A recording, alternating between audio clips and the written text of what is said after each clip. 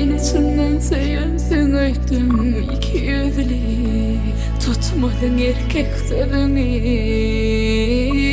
Ya yüreğim barla dedi mi? Ya da menin durmuşumu harla dedi mi? Bir gömdün beni, nem için söydüm seni, öldürdün beni. Sana nananım için yüren yerin ödüm, yaralarıma bassın duz bilen ködün. Yanan yüreğimi yine yaktın, hakiki sevgilim utuna sattın. Ben seni şeyler söyüttüm, seni yakınlarıma övüttüm. İnip elin yollaşımdan kısırdaşım, senin ona yalnızım.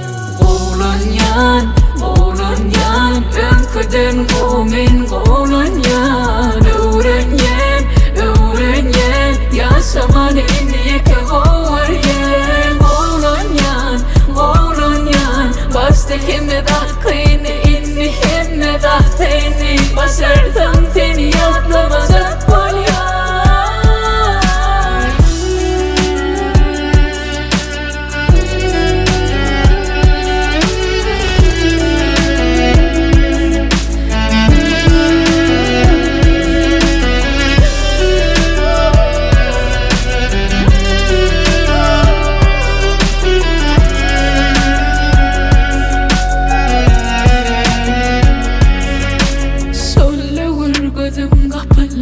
Mine ciğotum sen tapalın, yanan yüreğim yine oturlu.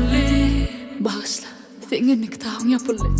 Ya yüreğim barla dedi mi? Ya da benim durmuşumu harla dedi mi? Bir gömdün beni, nem için söydüm seni, öldürdün beni. Sana nananım için yüren yerin ödüm, yaralarıma bassın duz bilen ködün.